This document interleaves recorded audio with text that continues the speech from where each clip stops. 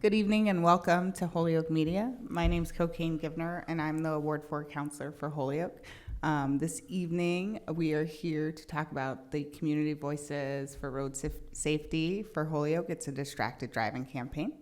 I'm here with Jeff Larson from Travelers Marketing, Sergeant Jim Bartolome from the Holyoke Police Department, our Mayor Josh Garcia, Liz Hemingway also from Travelers Marketing, and Molly, who's helping us out this evening. Thanks so much for joining us. I'm just going to pass it along to Josh to say a few words because I'm really excited that this campaign has found us and is taking place here. And yeah. Thank you so much, Counselor. And just so that the folks that are watching this from home, the folks in the audience, people online, Counselor Givner has been great. She's been stepping up, really tackling concerns around road safety, distracted driving happening around the community. It's a shared concern all across the city. I know because I get the phone calls and I get tagged on social media, and I experience it myself when I'm with my family or alone around the city or even in my own neighborhood. And so I appreciate Coco really doing her best to engage the community and step up the city's efforts to try to be much more proactive. And MassDOT, thank you so much, brought on Travelers Marketing, who we're going to hear from as we, continue to do what we can to help advance our collective effort and how we can reduce, road safety concerns and distracted driving issues. So thank you so much. All right, I'll jump in from here. Liz Hemingway, really excited to be here this evening and speak with you all. I work for Travelers Marketing. We've started this program called Community Voices for Road Safety that we're here to discuss this evening. I'm also a native of Holyoke, so I was born and raised here, a graduate of Holyoke High, and really excited to bring a program back to my community where my family still lives and my nieces and nephews are growing up. So this is a really important topic, a really exciting project for us to be working on. I have to just say thank you, Mayor, for having us, and Coco, you've been incredible. I really appreciate your advocacy and all the collaboration up until this point, and looking forward to seeing what we can do here in Holyoke. So the agenda for this evening, if I can get this to click. Thanks, Molly. This isn't working. We're doing a quick introductions. Welcome. We're going to give you an overview of what Community Voices for Road Safety means and why we're here in Holyoke. And then we'll go through a quick case study. We piloted this program for the first time last year in 2024 in Brockton, Massachusetts, and saw tremendous results. We're going to talk a little bit more about Holyoke specifically and distracted driving in Holyoke. And then for about 90 minutes of the session, we're looking to have a live focus group with input from the community, both folks in the audience here and then anyone who's joining from Zoom who's in the community will also be invited to participate. Thanks, Molly. It's not working. I'm going to give up on that. So Community Voices for Road Safety, what it looks to do is we partner with state agencies. In this case, we're partnering with Massachusetts Department of Transportation, MassDOT, to create community-driven road safety campaigns. We look to address entrenched data-driven issues for road safety in communities. And when we talk about communities, we're talking about geographical areas, in this case, Holyoke. It could also be specific communities that are connected based on different demographics. And where we see a spike in the data for crashes and injuries and fatalities related to certain road safety behavior, we look to go into that community and work with them to create a campaign that speaks to them, but is also created by them. So the people within the community, it's really important that they participate and that they have a voice in the creation of the message that we put out to address the road safety issue. We take an approach that is one about positivity in messaging. So we're not looking to talk about the negative side effects or throw a bunch of statistics at people about distracted driving. Of course, we will talk about some statistics in this meeting, and it naturally comes up as part of the conversation because it's what got us here. But when we talk about creating a community road safety message, we're really looking to identify those intrinsic motivations, reasons why people are less likely to drive distracted. What is going to make you change your behavior in a way that's not about law enforcement or penalties, and is more about something that speaks to you as an individual or someone who cares about your community.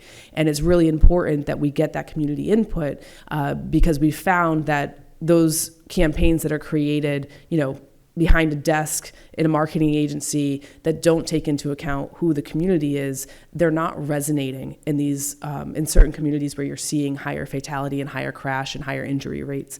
So that's really what Community Voices for Road Safety has come to do. For Holyoke, we are completely backed by Mass DOT and working with community leadership to make sure that this can happen. How it works, we have an 8-step methodology. So quickly, we analyze the data, we learn about the community. So that's one of the objectives for this evening, is to learn more about Holyoke, engage the community in the conversation, and then from that engagement, that's when we start to create the message and the media and outreach plan. We then implement that media and outreach plan over a span of time. We coordinate a launch event where we can all recognize that the campaign is kicking off. And then whenever possible, we look to work with private sector partners to enhance the message, spread it further out across the community. And last but not least is that we assess and measure the effectiveness of the campaign. Oftentimes, campaigns are measured based on impressions, reach, and visibility. In this situation, we actually want to measure based on change in behavior. So by the end of this, we want to be sure that people are driving less distracted. That's the goal. So we'll do a pre-campaign measurement where we can determine how many people in Holyoke are driving distracted, and then we will do that same measurement post-campaign to see the effectiveness of the campaign and if, in fact, we have been successful changing behavior. And we'll talk more specifically about how we're going to make that measurement happen here in Holyoke. So Community Voices for Road Safety, I mentioned that we piloted the program last year in Brockton. It was focused on seatbelt use, so we do tackle different road safety behaviors. We saw in Brockton that the seatbelt use rate was at 42%. And through our campaign, 5 months of a road safety campaign being out in Brockton that was created by the community, we saw a 30 percentage point increase in seatbelt use. So we saw it go from 42% to 72% in seatbelt use. That's lives saved. And that's really the importance behind this particular program and initiative, is that we are going to save lives by changing that road safety behavior. We are also now working in Maine and Nebraska with a similar program, and then in Massachusetts, Mass DOT is supporting this effort in 3 different cities. We'll be in Leominster, focused on speeding, in Chelsea, focused on pedestrian safety, and of course here in Holyoke, the focus will be distracted driving. So you may be wondering, why Holyoke? Why did we decide to focus on Holyoke for distracted driving? And the reason is, as I said, it starts with the data. So Mass DOT has a wealth of information and statistics about different driving behaviors across the Commonwealth. You can see here, the map is highlighting where there's speed aggressive driving in blue, and yellow is distracted driving, and then the light blue is occupant protection. And Holyoke has all 3 stripes. That means they're at high risk for all 3 of those driving behaviors, which means there's an increased risk every day that you're driving on the roads in this community, that you're going to be encountering drivers who are speeding, driving distracted, and who aren't securing their occupants appropriately. That's a huge risk when you're talking about crashes and fatalities and injuries. And so that's how Holyoke was identified. Of course, it's not the only community across the Commonwealth who has this issue, but it did present a challenge, and one that we wanted to come to the community to address. We're also able to break down even closer that risk and look at specific streets in Holyoke. This is a map of Holyoke itself. The streets that are in red are at the highest risk, orange, second highest, yellow, green, so on and so forth. So you can really start to pinpoint where the challenges are for distracted driving as you go through the city. Mass DOT also has a great partnership with Cambridge Mobile Telematics, who provided, on the next slide, Molly, thank you, a heat map. And this heat map shows also phone use across the city. So you can see that consistently across different data and metrics that Mass DOT was able to access and evaluate, there was consistently a challenge of distracted driving in the city. So those partnerships is what led us to identify Holyoke as a great area for us to focus our Community Voices for Road Safety initiative. And with that, I'm going to turn it over to Jeff to talk about what we did in Brockton to give you an idea of what we'll be doing here in Holyoke. Yeah, thanks, Liz. And I would like to reiterate what has been said before. Coco, your support for this program has really been instrumental for getting us to this starting point, and we're very excited about the opportunity to have success. And Mr. Mayor, it's also been a great pleasure meeting you here tonight, and your support has been fantastic as well. So we're looking forward to working with you. So. One of the exciting things about this campaign is it completely upends the process that normal campaigns develop with. I mean, typically, Liz was saying, I mean, you'll hire an ad agency and you go into a conference room and a bunch of smart people come up with a message. This is different because we're going to start in Holyoke with people who live and work in Holyoke to be our creative team, to tell us what the message should be, what the media should be, like how do we do that outreach, and then to also design it and to make it so that we know what the look and feel should be like. And the case study that Liz was talking about in Brockton, where we had that 30 percentage point increase in seatbelt use, we did that, and that told us that this structure is effective, and we hope to be able to prove that out here in Holyoke as well. So let's go through and show you a little bit about what we did in Brockton, and kind of give you a sense as to what we're going to try to do here in Holyoke as well. So across the country, almost everybody wears their seatbelts. Nationally, about 92% of people wear their seatbelts. In Massachusetts, for some reason, we have a much lower seatbelt use rate. It's around 77% when we put this slide together. It's actually come up a little bit. I think it's around 84%, which is great, but it's still well below the national average. And then in Brockton, when I was my previous job was the director of highway safety for EOPS for the Commonwealth of Massachusetts, and we did a seatbelt survey every single year, and we would go around to cities across the state, communities across the state. And every year we'd look at the seatbelt number in Brockton, and it was always one of the lowest in the state. And a 42% seatbelt use rate means that people are unnecessarily getting hurt and injured and dying on the road. So we knew that that would be a place that we'd go to. Like Liz was saying, you start with the data, you find out where the problems are, and that's where you go to try to address the problem. And Brockton was that place that we decided we were going to go to pilot this program. And so we started learning about the community. We went out and we talked to as many community groups as we could talk to. We learned that Brockton was, it's a melting pot. At one point, it was the only majority minority population city in all of New England. The most common languages spoken in households: English, obviously, Spanish, but also Portuguese, Cape Verdean, and Haitian Creole. And so the campaign was designed to speak to those communities, and so you'll see a little bit more about how we did that as we move along here. So we engaged the stakeholders. So there's a school in Brockton, the New Heights Charter School. Every 2 weeks we went in and we talked to the students through the process, and they gave us all sorts of great ideas that ended up being part of the campaign. The media, the message, they gave us those feedbacks. So some of these images were those discussions we had at the New Heights Charter School and the students that were there. One of the things that they thought of for seatbelts is they talked about somebody's aunt found it to be uncomfortable to wear her seatbelt, and that's the reason she didn't buckle up.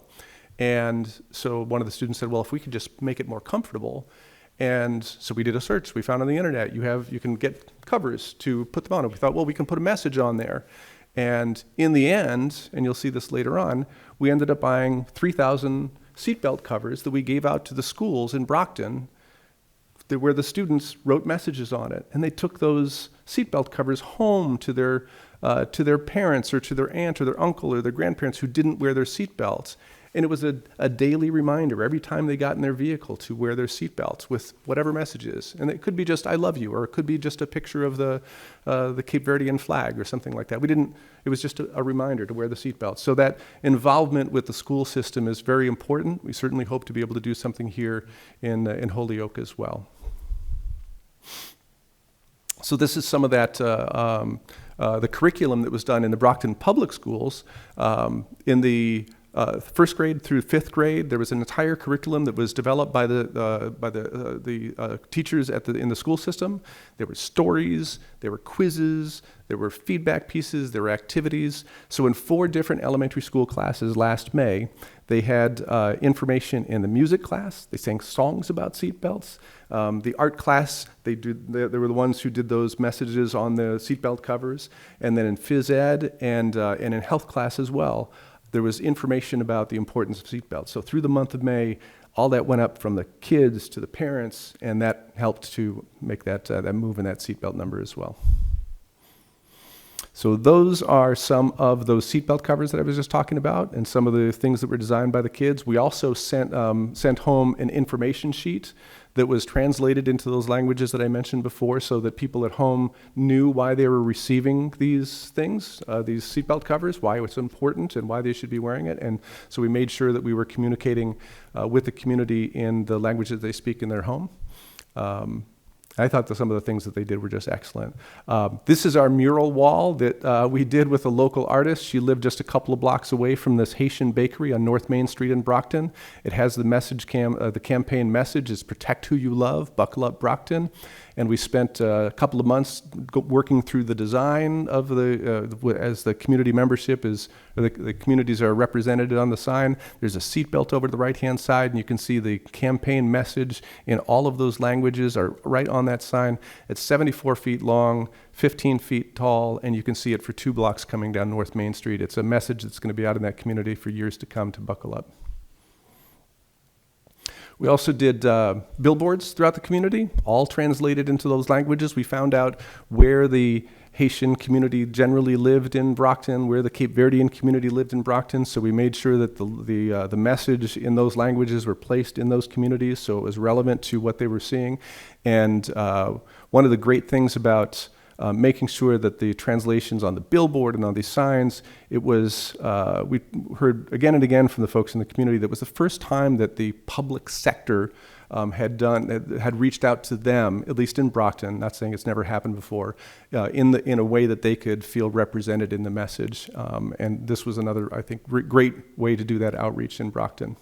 And again, this is just that focus on community, making sure that you're listening to those folks in the community and responding to that as well. We had messages on the buses throughout, on the front and the side of the Brockton area transit buses with the campaign. We designed it specifically so that it popped out from the red buses, so we used the yellow color. And one of the great things is we met with one of our great partners was the Cape Verdean Association. And in one of the meetings we had with them, they were talking about how everybody has air fresheners in their cars. So Liz heard that message and said, oh, we should do that too. And so we did that. We put the message and we translated it onto air fresheners, and we passed them out. I think we had 15,000 air fresheners that we passed out in the community and at the Cape Verdean Festival. And when you're driving through Brockton at the time, you couldn't drive without seeing a couple of cars that would have that message on in their car. And then we did a great launch event because we want to make sure that not only are we getting the message out there, but we're getting it into the media for earned media. And so we did in front of this wall. I don't know if you can see it there, but it's in front of the mural wall. Unfortunately, it was a day that rained like anything. It just came down in buckets. But we had great participation in the community. We had a bunch of people that came from the local baseball team, the Brockton Rocks, and the New England Knockouts were there, and Mass DOT was represented with a couple of speakers. The mayor of Brockton was there. Mayor, we hope you'll come to our launch event wherever and whenever we happen to do it. And it was just another great way of getting the message out more broadly to the community. And as Liz said, we always try to make sure that we're proving the concept, that we're effective with it. And that we did a seatbelt use survey before and after, knew it was 42.2% at the start and 72.6 at the end. And that was our way of proving the concept. And we'll hear from a company that'll be talking shortly about how we're going to do some of that assessment here, because we are going to know the effectiveness of this campaign, because there's going to be technology that's going to be monitoring people's distracted driving in Holyoke. And so we'll know what the numbers are before, We'll know what numbers are during, and we'll know what they are after, and that will be a very clear number of the effectiveness of the campaign, hopefully here in Holyoke.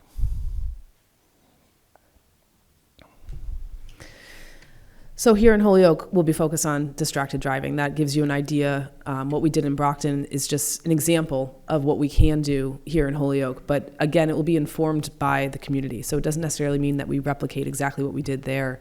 What we'll do here in Holyoke, if you can go to the next slide, Molly, capturing that that methodology that we shared earlier, we're going to be looking for community participation in message development. So one of the things you saw on the Buckle Up Brockton messaging was protect who you love.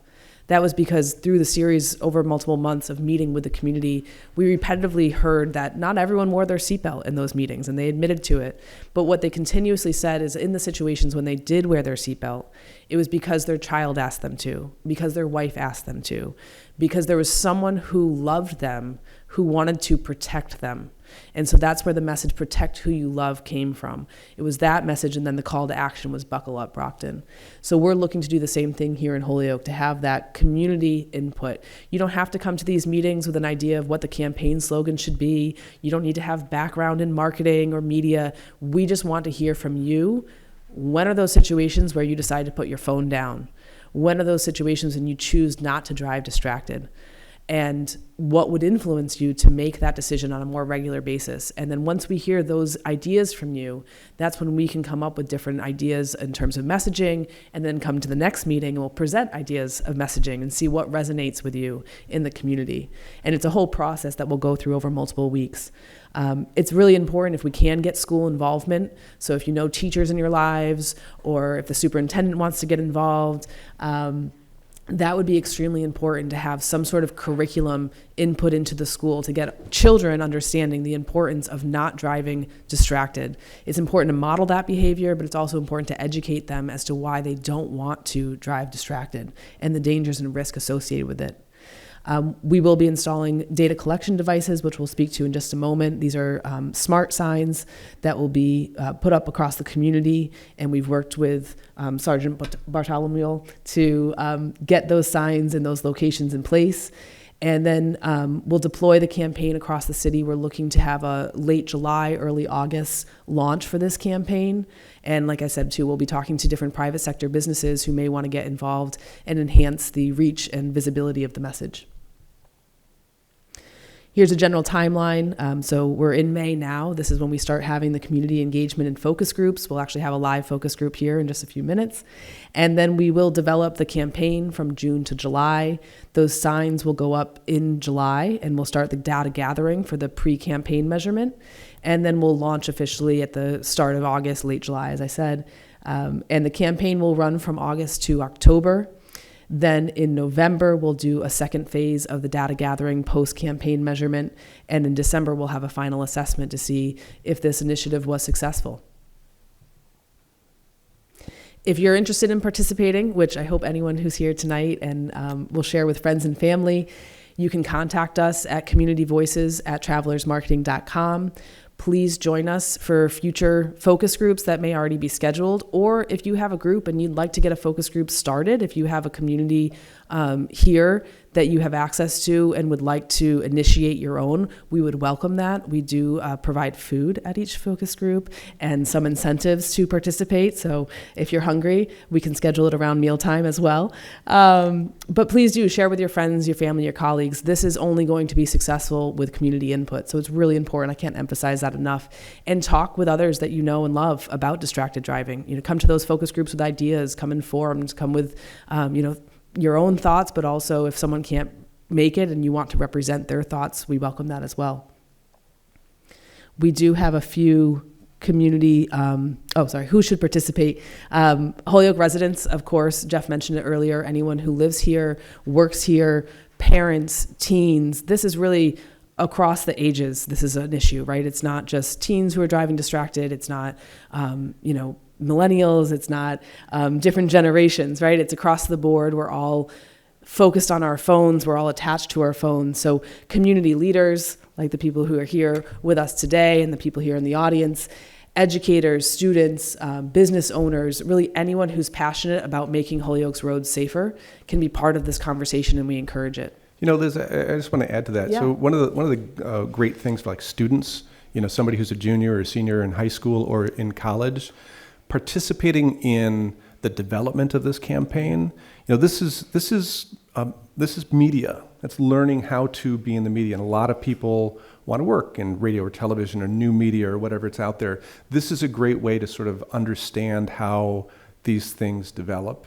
And it's a great education. So I just want to say, if you know some students who are sort of in that phase of their life where they're learning, trying to figure out the direction, they have some sense of interest in either traditional, older, you know, radio and television or print media or any kind of new media. It's a really helpful way of conceptualizing and understanding what they might do when they go further in their career. We have a few upcoming focus groups next week. Do we have a question in the audience? Yeah.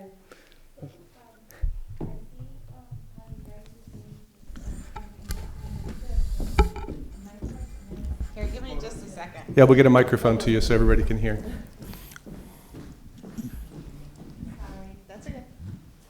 So my question is that I know that when you guys do now the driving test, it's no longer what do you call that, a officer that does the test. So my son went for his driving test, and it was a man, just a regular a citizen, right, or a civilian. Let's just say that. And he told me, so when we went to do it, he didn't do what a officer would do. He didn't follow the rules of the road, and he did it totally different, which I didn't agree with. So why my question is, if it's you're doing this kind of stuff, why wouldn't it be an officer that does the driving test? You know what I mean? It concerns me because, you know, you're doing these kind of things, but why wouldn't you continue to put officers that do follow the rules of the road to do the test, continue to do the test, as opposed to putting a regular civilian to do the driving test? So I will say, I'm not sure that anyone on the panel has an answer that would be informed. At least, I'm sorry. No. I think it's a very good question. I know I mean, having worked for the state for a period of time, I don't know, unless Sergeant, you know. All I can tell you is I know that the state went away from Mass State Troopers doing the exams out of the Registry of Motor Vehicles, and they went to private citizens who do the exams. Exactly, I don't understand what you're saying as far as they're not following the rules of the road. I believe everybody that's giving a driver's license exam is asking those young people or the people trying to get their license to do certain things, and they have to follow the rules of the road. Everybody has to follow the rules of the road. The way that he did the exam Yep. was not the way an officer, you know, the normal officer would do it. Well, so I will say that I know that we do work closely with the Massachusetts Department of Transportation, and we can make sure that they're aware of your concern and communicate that to the Yes. Registry of Motor Vehicles, and to make sure that that information is passed on to them to make them they're aware of that. Okay. Okay. Thank you for the question. And I'd add that, and, you know, I think we're talking about two different things. I don't know why, you know, I think you probably got the right answer, but on the subject of, you know, trying to de-escalate, you know, distracted driving, what we're focusing on right now is a collective effort, harnessing the power of the community to educate each other, to understand, right, like, I mean, these are basic things, right? We all guilty of it to some level, where sometimes we're looking at the phone at a red light, not thinking we're not doing anything wrong. But proactive strategies that we can work on as a community, as you heard tapping into the schools, different other youth programs, what happened in Brockton with some of these, the thing with the seatbelt and the messages, and, tapping into an untapped resource out in the community to educate each other about, hey, let's not be distracted when we're driving, and we can potentially save some lives, right? And reduce our speeding and or not speeding neighborhood. So as far as the campaign's concerned, it sounds like to me, and I appreciate, I'm really excited to see how this kicks off for Holyoke in particular, but it's about like neighborhoods working together with our youth, with our neighbors in a very important issue, and what we're going to do together to avoid the next tragedy. So. Yeah, he's young, that's why I just asked, my question is because he's young. So he's Yeah. still a student, and so he went for his license. So my question was because he's young and he's, you know what I mean? Yep. And we Well- would welcome his participation at a future focus group if you want to have him learn more Yeah. about distracted driving and Absolutely. weigh in on this campaign. And you both, would be welcome to join as parent and child, because I think it's important. They are impressionable, especially when they first start learning to drive, to really reiterate and model the safe driving behavior, and then to know that mom is participating in this session tonight, that you have that care and concern for his well-being behind the wheel. That speaks volumes. And so that's the exact type of passion and concern that we're looking to participate in this program. So we do have 2 focus groups coming up on Monday, 2 different times. One starts at 2:45 at Metcalf School. The other is at 5:30 p.m. at Kelly School. We welcome participation. We do try to limit the focus group sizes so they don't get too large, because if they're too large, we can't hear everyone's input. So we try to keep it to about 10 to 15. We do have another one Tuesday night that is full at this time, but we're looking to schedule really more focus groups over the next few weeks. It's going to be a limited period of time and a limited time commitment asked of you to participate in this project, and we can be really flexible with time. So we can meet you in the morning, we can meet you in the afternoon. Our priority is getting to hear your voices and your concern for this particular topic, and getting to hear a wide variety of voices. So I really encourage you, if you'd like to put a focus group together, or you'd like to work with us on getting one started with your, family and connections, we'd really welcome that. I'm sure your son's friends are also learning to drive too, right? So also you may have other parents and other teens who are interested in this topic. And so we could work together to set up a focus group and meet. Usually we ask for about 2 to 3 meeting commitments, 2 to 4 meeting commitments. It really allows you to start with gaining some insights about Holyoke as a community, and then starting to form that message, getting you to weigh in on that message, and then also getting you to weigh in on where we should deploy that message, where that message should appear across the community. Do you want to add to that, Jeff? All right. So next, we're going to talk a little bit about data collection and signage. So I've mentioned the importance of data in this process, right? It's what got us here in the first place. And then we need to have a pre-measurement of data. So understanding who's driving distracted, or not who's driving distracted, but how many people are driving distracted in Holyoke. And to do that, we're going to use smart signs across Holyoke. There'll be 6 smart signs. And I'm going to turn, we have Amy Cox, who's from the Insurance Institute of Highway Safety, on the line. She's a research specialist. And Amy, I know you have a slide here. You're also joined by your colleague, Timothy Hogan, who is the founder and CEO of Safer Street Solutions, and came up with the technology that we're going to be using in Holyoke. So with that, Amy, I'm going to turn to you. I'm hoping that it goes smoothly. I know you're on Zoom.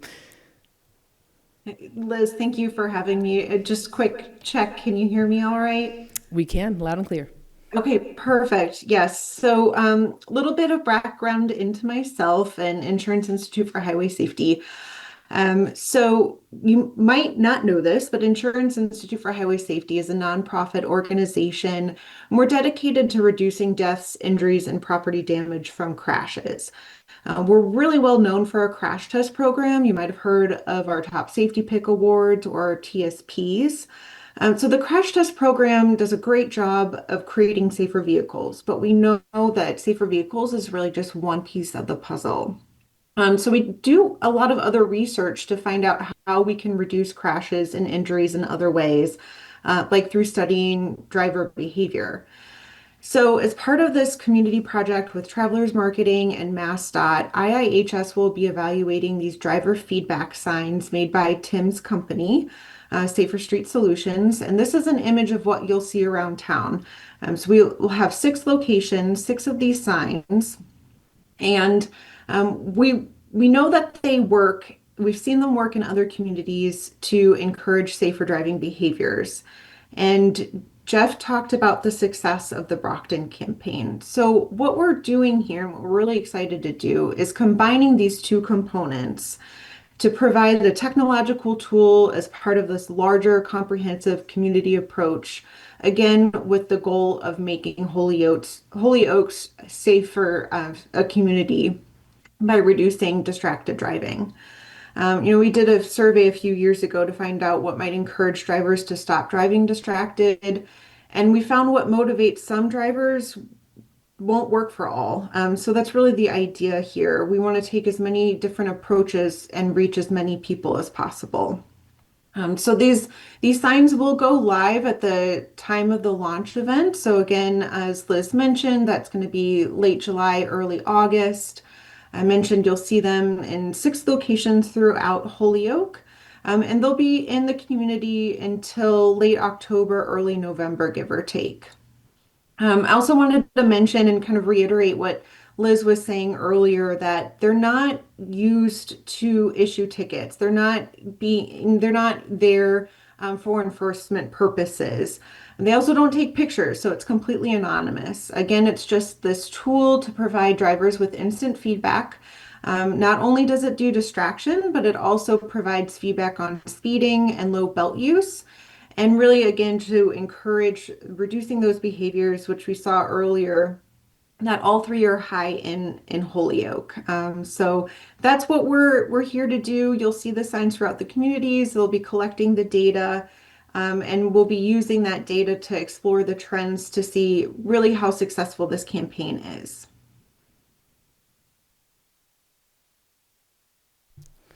Thank you, Amy. So the next stage of the session will be to actually start conducting a live focus group with everyone here in the audience and anyone on Zoom as well. So you can get to feel what a focus group would be like if you wanted to get one started or join one. And Jeff, do you have anything else to start before we jump in? First of all, for those in the audience, help yourself to the food. We brought it here for you. If you're watching on Zoom, sorry. So the point of this next piece is to try to illustrate what we're going to go through with the focus groups we have next week and over the coming weeks in terms of developing the campaign message. So we will have a series of questions, and Coco is going to have a microphone, and we're hoping that all you out there are going to participate and give us your responses to these questions to help us to start understanding what it is that we should be doing with this campaign in Holyoke. So like we're a marketing company, and we're good at marketing, but you guys know Holyoke. And while Liz grew up here and she knows Holyoke well, we're not coming in and saying, hey, we know what we're going to do to put the message out and where to put it out. So this is for you to tell us, and for you to tell us as well, to participate, because we're going to have you part of this as well. So, Coco, if you can go out and be your Phil Donahue and ask questions. So we're going to ask a whole bunch of questions and just sort of respond to us, and just, if you have an answer, raise your hand. And this is what will happen next week, in the next couple of weeks, when we talk to people in these focus groups. Oh yeah, there we go. Yeah, and so just one other thing, we're going to ask questions that maybe you might be embarrassed about answering, like, do you drive distracted? We're going to talk about that. Feel free. We're not making any judgments. When we did our campaign in Brockton, we knew that there were people in the room who didn't wear their seatbelts. And that was important to us because we need to know, like, why and in what circumstances and the reasons you drive distracted. So it's helpful to be honest about what you do. So we're going to find out about Holyoke, about the reasons and all those things here. So first question, this is sort of a warm-up thing. When you think of Holyoke, and we'll start here with the panel, what 3 words come to mind? And Mr. Mayor, I'm looking at you to kick us off. A lot of pressure. 3 words. And now the challenge there is that I know politicians like to use a lot of words. What 3 words? City of Holyoke, 3 words that come to mind. I would say opportunity, inclusivity, and volleyball. What was that? Volleyball. Okay. It's the birthplace of I thought you volleyball. said volatile. I thought that's unusual. Volleyball. It's the birthplace of volleyball. And that's just 3 words comes to mind. It doesn't mean those are the 3 most important words. No, not at all. Because I can think of 3 more words. Sergeant. I've been in Holyoke a very long time. I went to elementary school here, went to middle school here, high school here. I've worked here most of my adult life, and I'm gonna cheat a little bit and say community, community, community. The people from Holyoke that I've known throughout my time here it's always community. And it doesn't matter where you go in the world, when you run into people from Holyoke, it's like your friends. It's just, that's what Holyoke is. Well, it's the Community Voices program.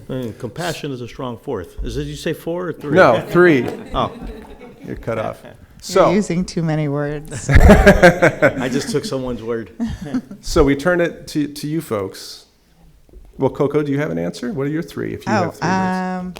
Purple, community, and compassion. Good. I'm going to make a new rule. You can't repeat the same words that were said previously. Good job. So, But technically, because he repeated, Yeah, I said it 3 times, True. sorry. That's true. Well, he's a sergeant. He's good. and I do want to mention there are some questions from members too. So if we could open it up for some regular Absolutely. questions Yes. at some point as well. Yes. Thanks. Oh. Counselor Devine. You're getting your steps in. Yes, ma'am. The first 3 words I thought of is love Holyoke. I love this city. Beautiful. bravo. That's- Well, I love Holyoke. There you go. There you go. You guys have I see some answers over here, I think, in that row. over here.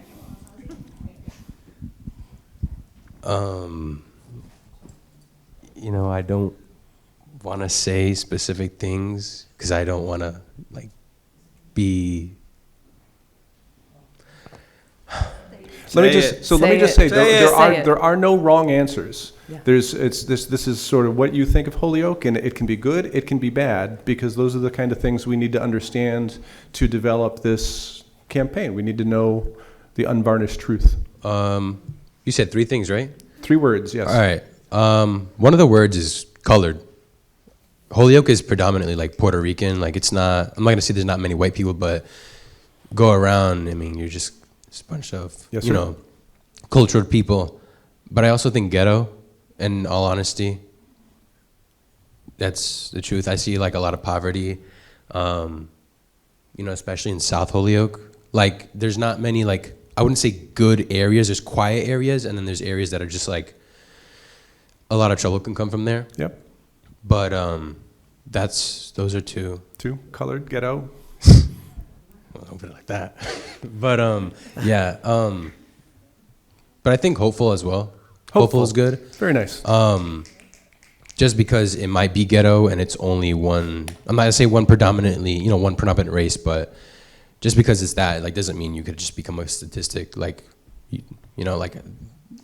All of us youth, we plan on going to college, we plan on doing good things, and Yeah. just because it's ghetto doesn't mean it's bad. Not at all. Thank you. Bravo. Yeah. Great. Other responses? Just raise your hand. It's only 3 words. There we go. I've been trying to get this microphone since this started. I really appreciate that you went beyond 3 words, because 3 words sometimes is not enough, obviously. I don't have 3 words either, by the way. I have, it's beautiful. Lots of parks, open spaces, and views, and good people. Beautiful. Thank you. Others? There we go. Anybody online? When I think of Holyoke, I think about peace, but on the other hand, I also think about poverty. Beyond, there's not a lot that our city does to handle poverty, so I would mainly target poverty. And I would also talk about police, because this is mainly about safe driving, but also the police, on the other hand, don't also do that. So, yeah. Thank you. Very good. Can I ask a follow-up question? Please do. Yeah. I'm interested. So we don't focus a lot on our campaign. We try to focus again on intrinsic motivations, less on enforcement. But I'm curious, when you say the police don't do safe driving, does that mean that they don't enforce safe driving? Or does that mean that you, in your experience, you see police officers driving unsafely? Like, you've seen them drive distracted. Like, is it a modeling of behavior, or is it a lack of enforcement? I would say that they don't enforce it. Okay. I would say that they don't enforce it, but as well, they do unsafe driving. I've seen multiple police with, like, their phones in their hands, and, like, you can't tell me that you're looking somebody up because there's a computer right next to you. But on their phones, speeding, like, and why aren't your sirens on if you're gonna speed? Like, yeah, but, like, I just think it's funny, like, they enforce that law, but they don't copy it. So, yeah. Thank you. That's helpful.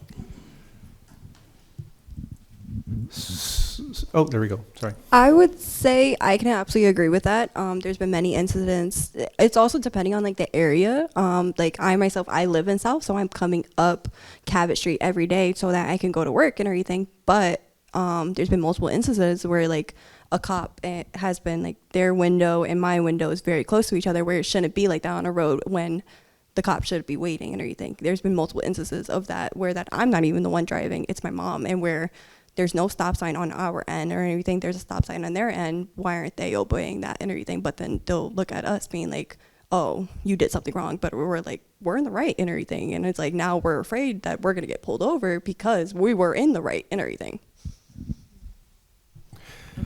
Molly, I think I saw some people who were providing words from the chat on Zoom. Is that right? Yep, we have someone participated with 3 words: community, history, and natural beauty. Oh, that's lovely. Very nice. What about Paper City? Is that still, it's been a while since I've lived here, but I do remember Paper City, a bit of pride and being the history. No, not so much, Mayor? Tell me more. I don't think we can forget where we came from, so Paper City's never a bad thing. Well, it's actually an interesting conversation. So, like, there's some younger folk in here. Like, when you hear Paper City, does that resonate with you? So, as I mean, anyone who's... It got taken over by cannabis. I'm sorry, but Cannabis City. It got Rolling taken Paper over. City. I have to be honest. They can't hear you online if you don't use the microphone, so that's why we're using it.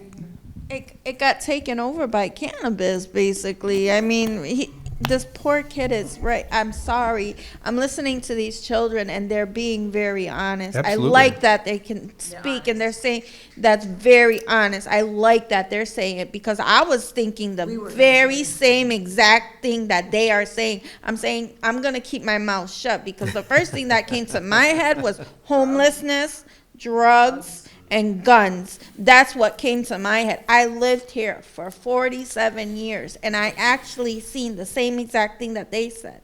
My son was 3 years old, and I was getting him off of the bus, and I seen a cop coming up a one-way street, and I almost ran my son over, and he's on a sidewalk getting off of a bus, and a cop's going on a sidewalk with the car. Like, how does that happen? So they brought up very good points. Absolutely, and we appreciate that. Thank you. Very good point. So let's go on to our second question. Liz, you wanna read that one? Yeah, sure. All right. So when you think about Holyoke in comparison to other places across Massachusetts, what do you think makes it stand out? And I'm going to be an optimist. Let's stick with some positive things. Because we are trying, I don't want to say anything was negative. I like the honesty. I totally agree with you. But I want to think about some things that are going to help uplift the community with this campaign. So with that sense, what do you think makes Holyoke stand out? What gives you pride? You've been here for 40 plus years. What gives you pride to be from here? You mentioned hopeful earlier. Go ahead. Yeah. Something about Holyoke that I kind of like is that it's not like always on the news. It's not like there's something always bad happening. A lot of the time there's good events that pop up, like there's always a job fair at Town Hall. There's a lot of good opportunities in here, and it's kind of nice to see, like, it's not on the news for something bad all the time. Like I'm not going to try to compare a lot, but I see Springfield or like Chicopee, and there's a constant something going on where it's like, like a murder or something like that. And the only time I ever hear about Holyoke is like the weather. I'm gonna be it's so genuine. It's like it's a long story. just bad weather, or if not, something about just homelessness. But in all reality, I never really see anything bad about Holyoke on the news. So that's good to hear and good to see. Thank you, baby. Are we focusing on the driving piece? Like, I just had a question because I was like, we do have a lot of one ways. There's that, right? I think we're also bilingual. Like, that's a huge asset for our community. So, like, signage and images are really important so that they're bilingual, or they have symbols that speak to people who speak multiple languages. I also think we're a really resource-rich city. Like, we have a ton of nonprofits, a lot of supports for young people, and supports for those who are going through housing crisis, those who are having poverty concerns. I'd say we're a resource-rich city. So while you take the mic to other ones, I think, Molly, there were a couple of people who were responding on the chat. Yep, someone said the dam and the fish lift. That is, the fish lift is unique. And our Zoom interpreter mentioned their dad, and then they love being able to feel comfortable speaking Spanish in Holyoke. I believe the reservoirs are a great asset to the city of Holyoke also. If you ever get a chance to go up and walk around the reservoirs, it's absolutely beautiful. I really like that Holyoke's on a grid. I think it has an interesting layout, and I love all the green spaces. It's good for how people come here for the parade, the St. Patrick's parade, right? Mm-hmm. And the festival in the summer. Isn't there a festival? I think this June 7th. Fiesta Patronales. Yeah, the festival, and I don't know if you guys still do it, but there used to be like a Puerto Rican festival where freestyle artists used to come here. One came last year. Yeah, right. I forget his name. Coro? They used to come. They used to do it in Springdale Park, but I don't know where they do it anymore. It's a long story. We could But talk. it's still here. It's still here. Oh, yeah. The dinosaur tracks. That is unique. Nice. Yeah, Nice. that's unique. We do have, the Holyokesaurus? That's a real thing, I Oh, promise. yeah, you're right. We got a dinosaur named after Holyoke. Mr. Mayor, you haven't responded to that question. Well, What makes 'cause Holyoke I'm unique? listening. Oh, yeah. I born and raised here in the community, grew up in South Holyoke. I chose to stay and not leave.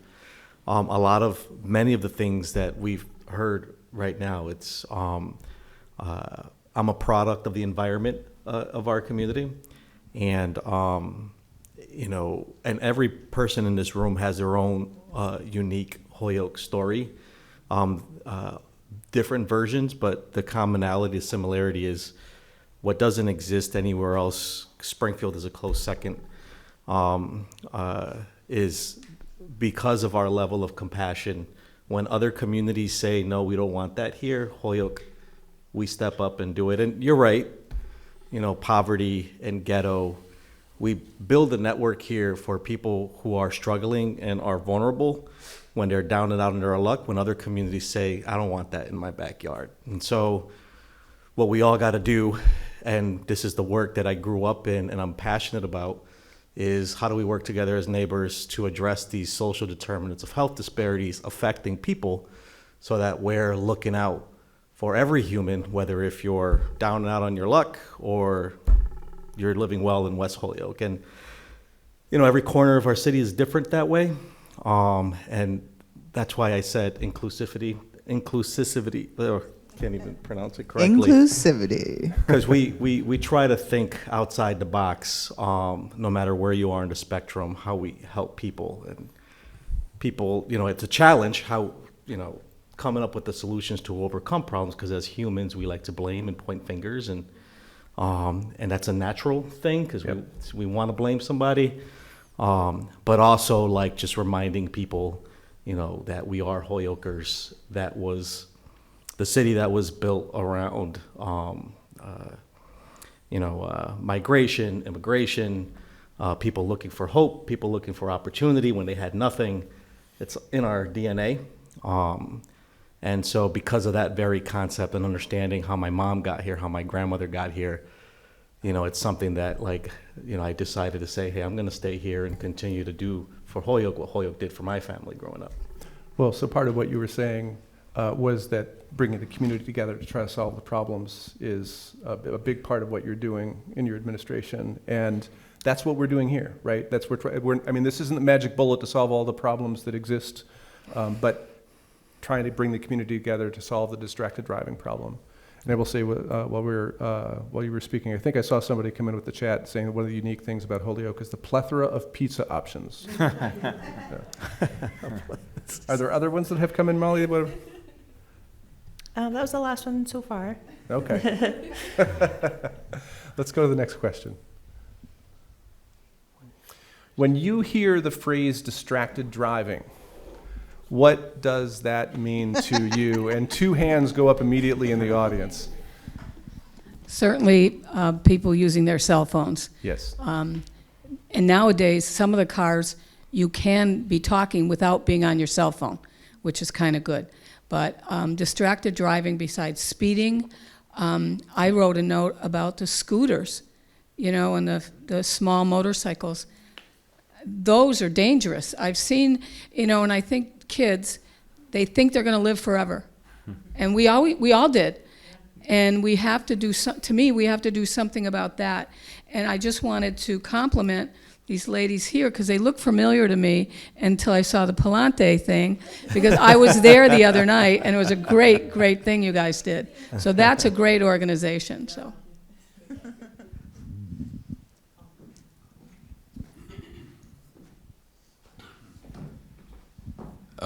Distracted, I don't only think distracted just means like I'm on my phone, just looking at my phone and whatnot. I also think it just means like having no spatial awareness. You know what I mean? A good example, I was hit by a car. I was going home, I got off the PVTA, and I was crossing the crosswalk to the Dam Cafe, that's right across from Metcalf, and as I'm walking, I get hit by a truck, and he's not paying attention. He doesn't stop too. He just drove, and my shoulder is permanently dislocated right now. Ouch. So, man, this is just popping out. Yeah. It's all out. It's rough. And I'm saying this just because, like, I don't only think that distracted could just mean like, oh, I'm on my phone, but also like people aren't aware of their surroundings. People aren't aware, like, hey, this bus just stopped right in front of a school. Maybe someone's about to cross a crosswalk, you know what I mean? Because it's like, where else would I go besides straight forward or back, you know what I mean? So it could also just be like, pay attention. If you're in a school zone, if you see a red light, like, stop. You see a stop sign, stop, you know what I mean? It's like, really be aware of like what street you're on, where you are, what type of neighborhood you're in.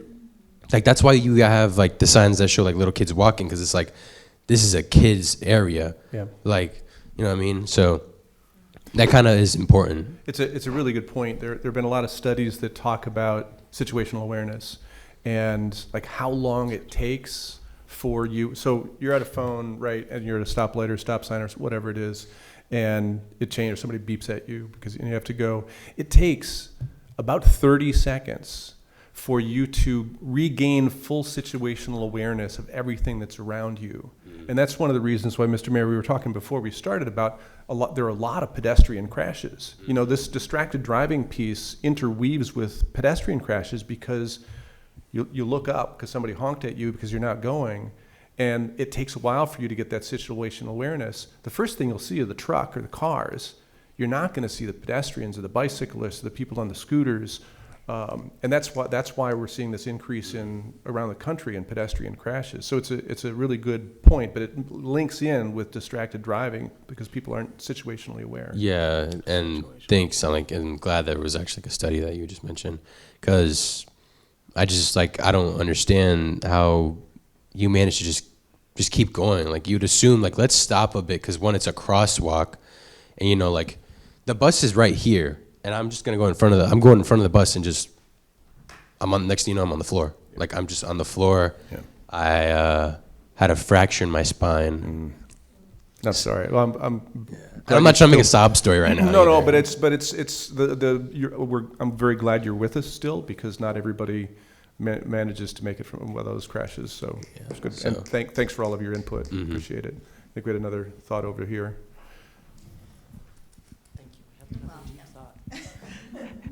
You know, when I think of distracted driving, I'm with you. I don't know what the drivers are doing, but when I leave work, I see so many people go through the red light.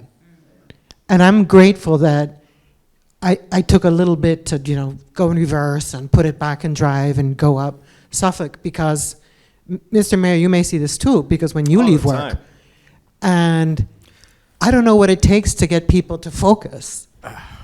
And to your point about situational awareness, distracted driving, it's like, High and Maple, and that's why the High and Maple project's important. And I'm learning a lot about traffic lights and whether or not they actually improve mobility safety.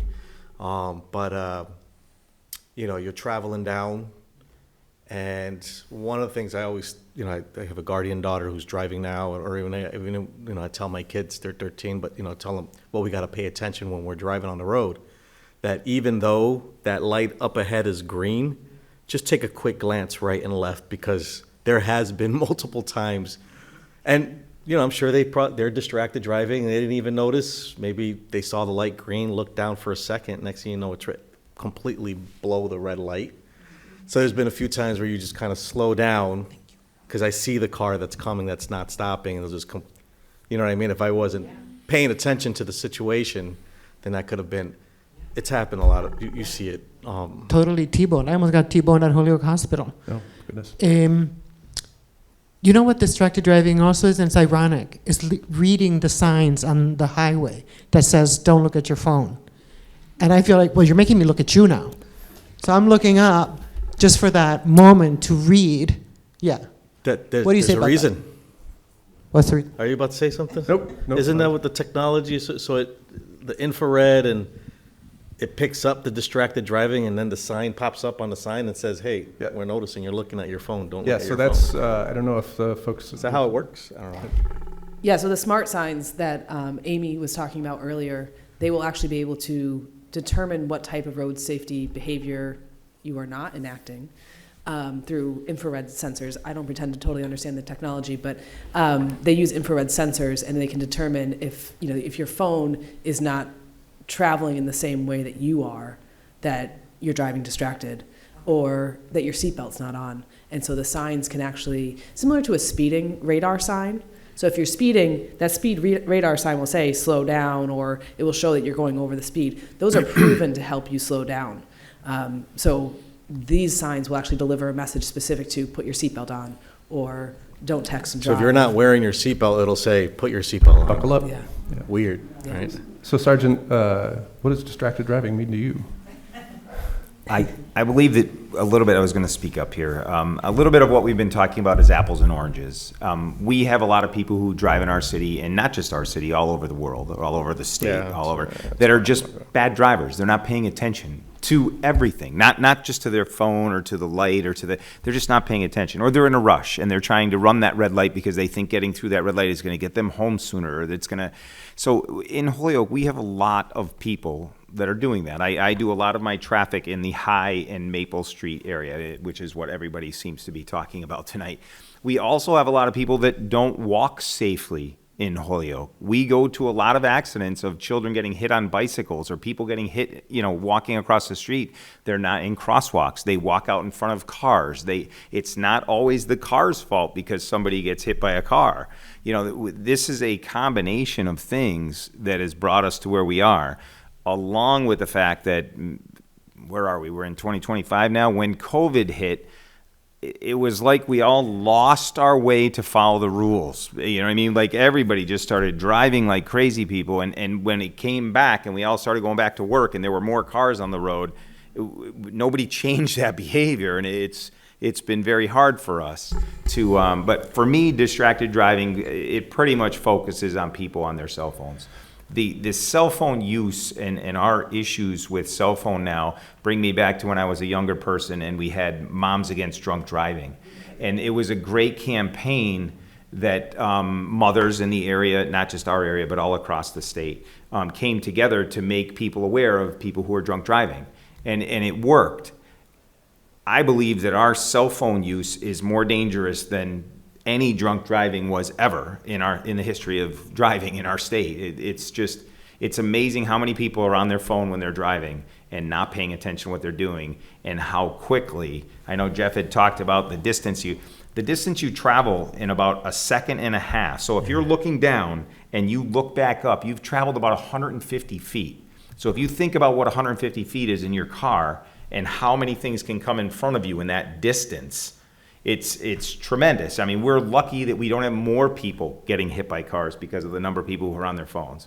So to me, distracted driving is about cell phones, and it is about paying attention to, what's going on in your car. So you have a thought about that? Yeah, I actually I was just thinking about that too, of when I was my senior year and I'm taking all my driver's ed classes, there were just so many visual images of drunk driving. Yep. And I'm wondering if you're doing a focus group specifically at the high school or at one of the high schools, or just a way to really target the voices of young people.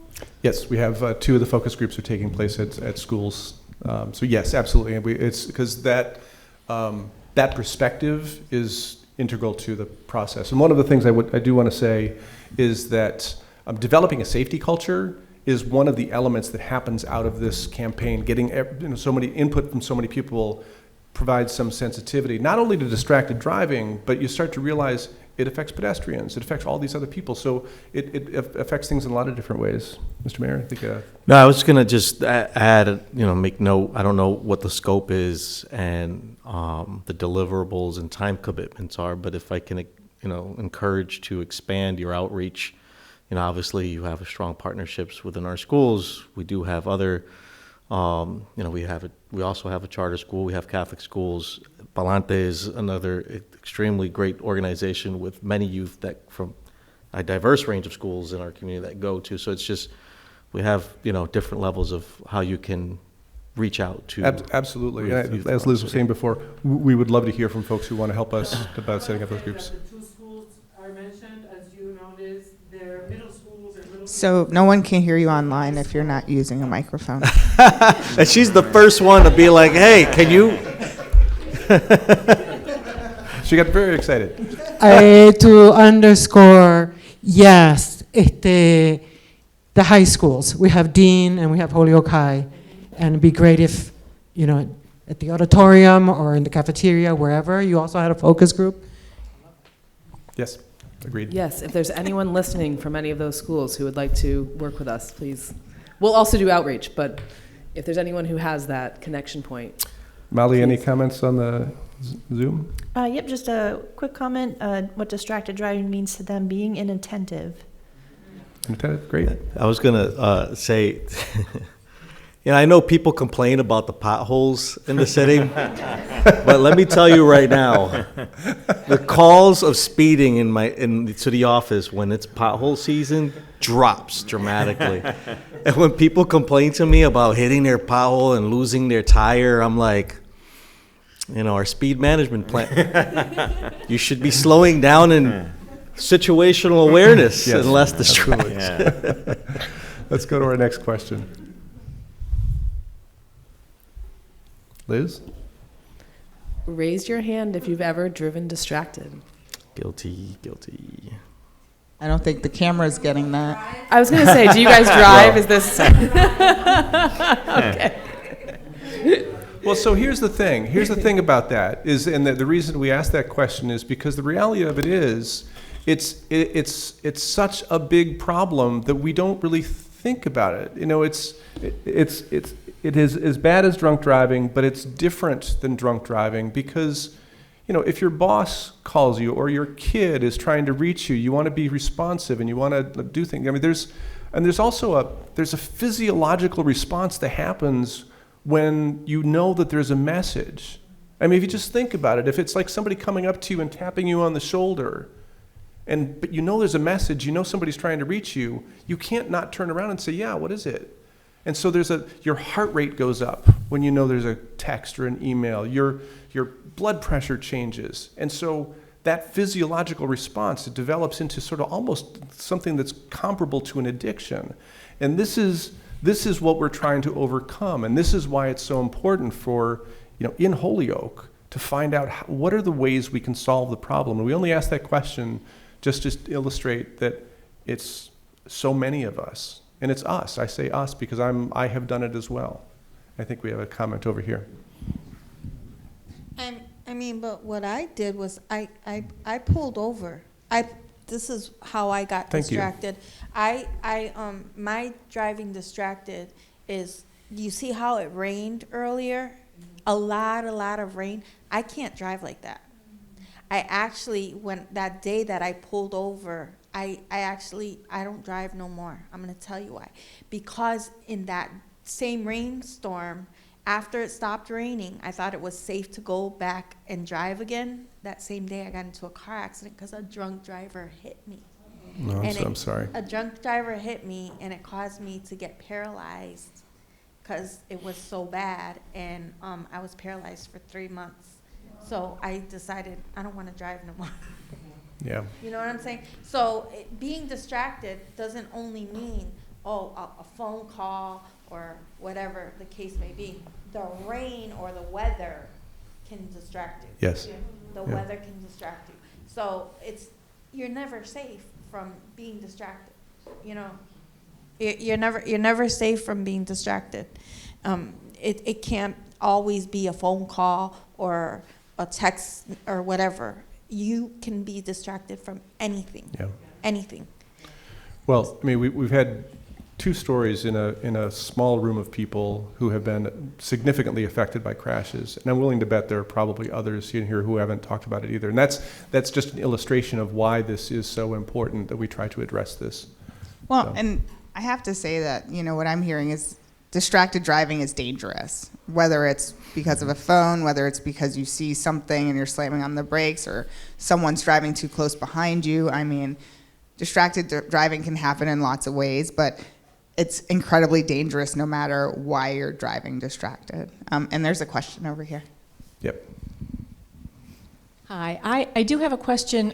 When you're talking about phones, are you talking, I mean, I know we have a law in Massachusetts that you're not allowed to drive with your phone in your hand, which we know people do anyway.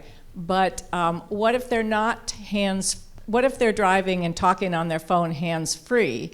Is your data going to pick that up and consider that? I'd like to understand your data system, your data collection system a little bit more. And my other comment would be, I had a chance to talk to Coco and to Sergeant Bartolome, because I had also seen police officers on their cell phones, driving with their cell phones in their hands. And you want to explain what you told me about why that might happen? If I can speak to that. I was trying to let that go earlier. I didn't want to go down that road. Nope. But here we go. The law in Massachusetts, which is an electronics device law, that's what we call it. It's not just your cell phone, it's electronic device law. Policemen are actually exempt from that law. Law enforcement are exempt from the cell phone law. Now, this is not me telling you that every time you see a policeman, he is using his cell phone for some part of his job. That is not what I'm saying. But what I am saying is that we are exempt from the law to use our cell phones while we are working. We have laptops in our cars, we have radios in our cars, we're using our cell phones, we're racing to emergencies, we're using lights, we're not using lights. All of that is a very, very complicated thing that while you as the public want to judge the policeman as to why he's doing what he's doing, there are times where I'm speeding to a call, but there are no cars in front of me, so I don't have my siren on. I might have just my lights on. Because believe it or not, when I drive down High Street and I have my lights and siren on, I'm putting people in danger just because they're trying to get out of my way in a hurry and they're pulling to the right and pulling to the left and they're not looking at what's going on because they're only looking at me in my police car. So there are times when policemen go to calls where we don't use our siren, but yes, we are speeding. We don't use our lights, but yes, we are speeding. I can think of a great example is we're going to the mall and we're going down Whiting's Farm Road. Whiting's Farm Road is a very wide open, wide laned.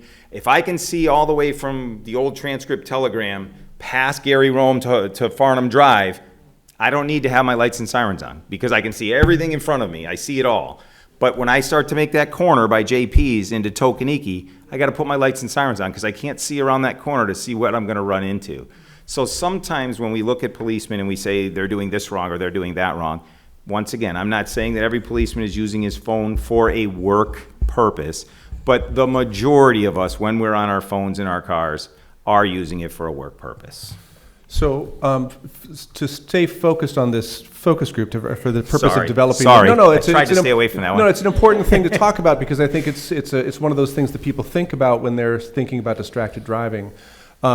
When we asked the question before, if you raise your hand if you drive distracted, our next question is, please raise your hand if when you did that, you thought your behavior was being risky, right? So that's informative because what does that say? It says that we all know that driving distracted, using our cell phones, is a risky behavior, but we do it anyway. What's the next question?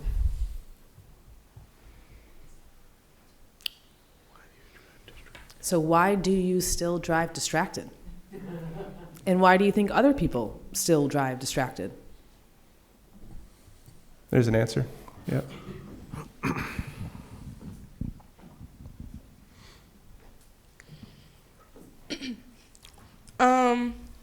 Well, I've seen people drive distracted,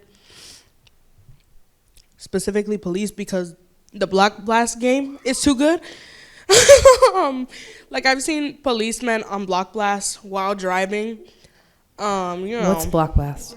It's like a game where you put blocks together to it's Tetris. Like I've seen police playing Tetris whilst driving to get their score higher.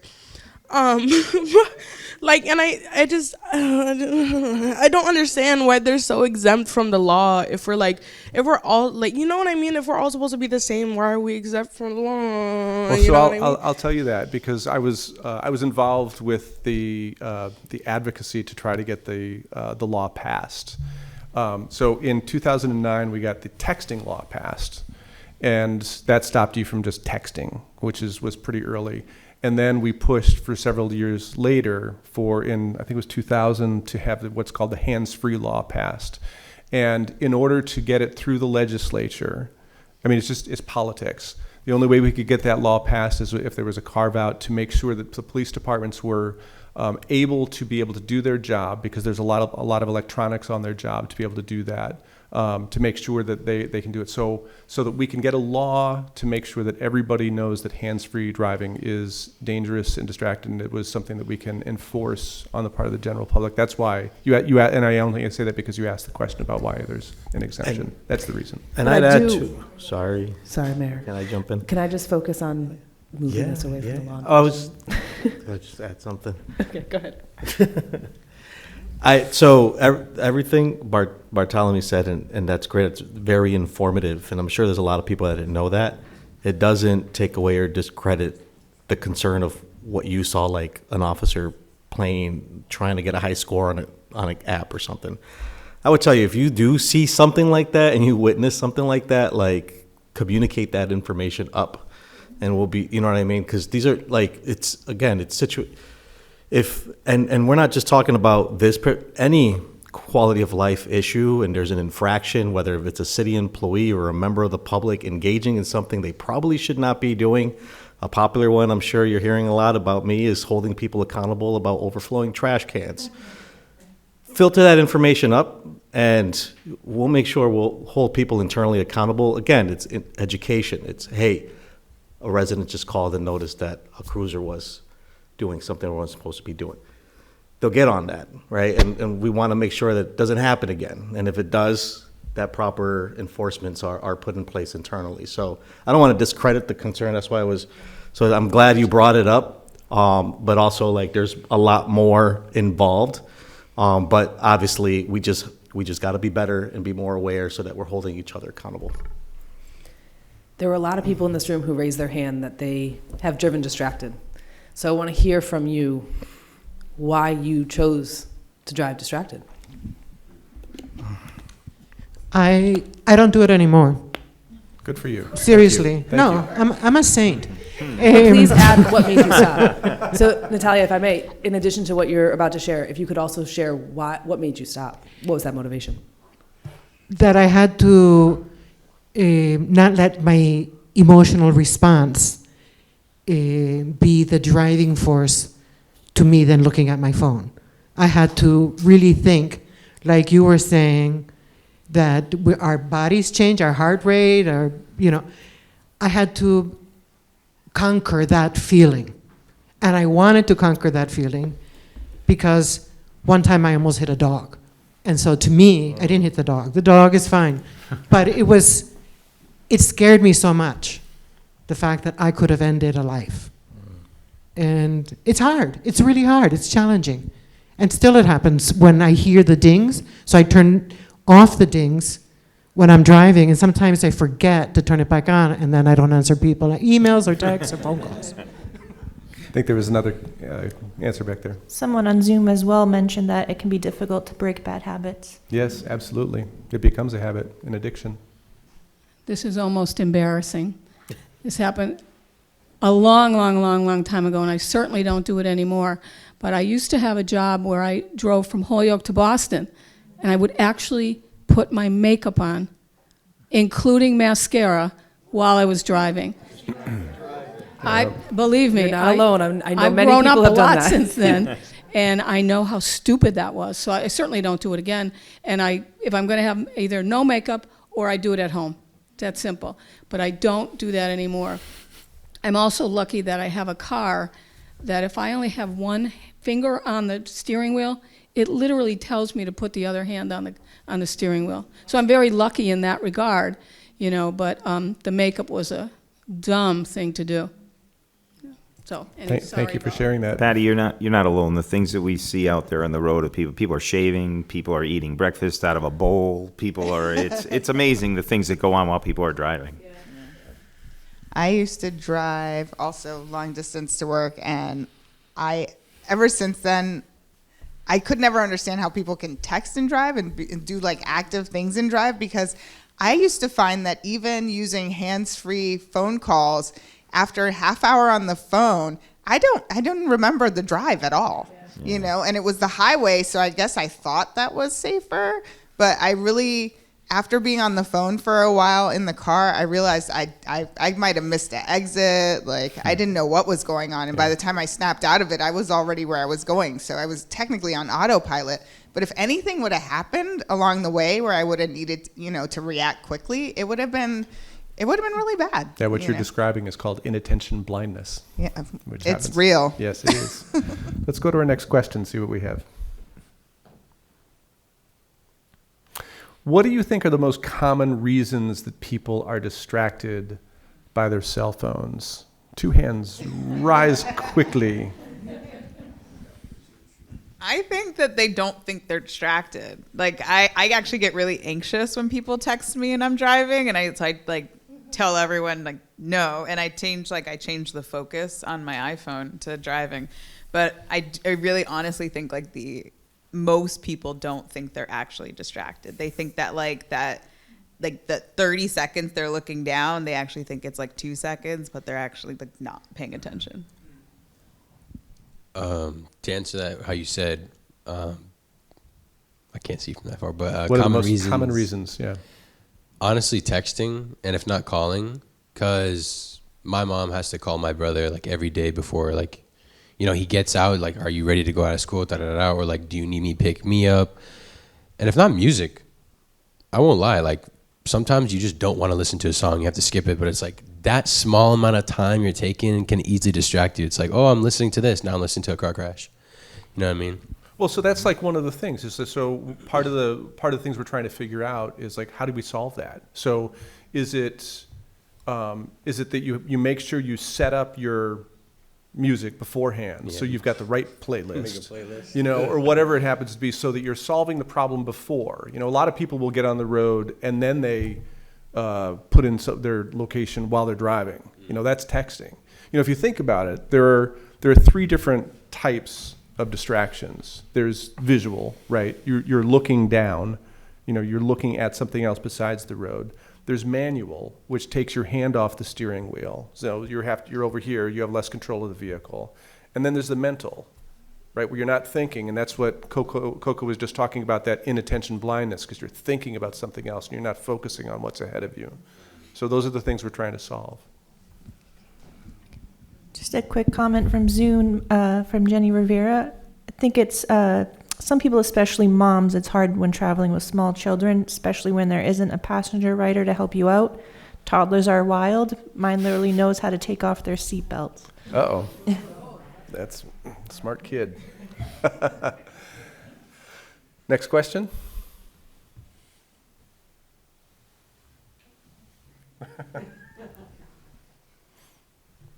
Do you think there are certain situations where people are more likely to use their phones while behind the wheel?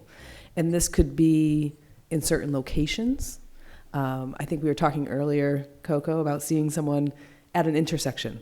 If you look around when you're stopped at a red light, how many people do you see checking their phones? Or certain kinds of roads, or if you're with somebody else. Yeah. You know, what are the circumstances that you're more likely to pick up your phone? Got an answer back there in the back of the room. Mr. Mayor, did you have a question while the mic goes back there? Just when you're at the red light, it's just like the go-to. Yeah. Even if there isn't a ding or a ring, everybody's looking down. There's nothing else Oh, to do dear. for the 2 Oh, minutes that dear. you're there. And just you're so we're looking all at on the phone. same page, when you're at that red light and you pick up your phone, that's breaking the law. It is even illegal. if you're stopped at the red light. Yep. I think, like you mentioned earlier, more if your child calls, you think it's an emergency, so you're more than likely to pick up the phone. That's the only thing I could think of. I used to just pull over. That's what I used to do. And when it's, like I said, when it's inconvenient weather, I always pulled over. Yeah. I couldn't do it. I don't know how people could do it nowadays. Answer up here forward. Yeah. I think of many different situations. I think first of like emergencies. Like there's been many times like I don't drive yet. I'm getting my permit next week and everything. Like I'm very much so in the process, but I'm doing it very slowly because Good luck to you. I've been like terrified to drive and everything. But I've always been like the passenger princess for my mom and everything, so I'm always the helper. So like one thing is that like when there's been like situations like with my older sister and everything, I've had family deal with DV and this, that, and third, and where when those situations do come up, they become very like urgent for us because we want to go protect her, go protect the people that we love and everything. So that's when we like turned, and she'll be like, Bella, call her, this, that, and third, blah, blah, blah. And where I'm very much so the helper, like the passenger is very much the helper, but I think that still entails to distractedness because you're on your mind thinking of like a situation that is happening. Yeah, and then I do have more questions, but it could be left for the end and everything. It's regarding like more on the law aspect, but I understand this conversation is not about the law. I'll answer all your questions. Okay, okay. I promise. And I just wanted to add that, like, distracted driving happens a lot when you get to your destination. So you're like a block away or something, and you feel like that's a safe time to pick up the phone and, hey, I'm about to pull up. Are you ready? But you're not quite there yet, you know? So I feel like probably a lot of things happen when you're within a couple blocks of where you're going. There's a lot of gray area with regard to distracted driving too. I mean, if you think about it. And so one of the things that I'll do, I'll use Siri and say, Siri, call Marina, who's my girlfriend. And that, when you talk about that sort of mental distraction, that's like a little piece of that. So it's not black and white. There are just gradations of distraction that we all sort of participate in. I'll add too, from a personal perspective, I actually find the start of my drive is sometimes when I'm the most distracted, because I'm usually leaving something, a situation. I feel like I need to check my phone. Did I miss something? Oh wait, I haven't checked my email lately. I haven't checked social media lately. What's been going on in the past 20 minutes that I must see? It's silly when you say it out loud, but it's reality, right? This need to be connected at all times, this need to be responsive at all times. So it's right before you arrive at a place. For me, it's also right before I'm leaving a place, whether I'm putting in the address in the GPS or I'm checking all of these different connection and communication points, or getting the radio set up, Any responses on the chat, Molly? Nothing new. Nope. Okay. Next question. Are there, when you think about who is distracted driving, who is doing it? Besides cops. Besides cops. Like, is it a certain age? Is it young people? Is it older people? Is it people who are in specific jobs besides cops? Because this is part of what we need to know. We need to know, like, who are we going to address? Go ahead. I think people who are either going to work or getting out of work.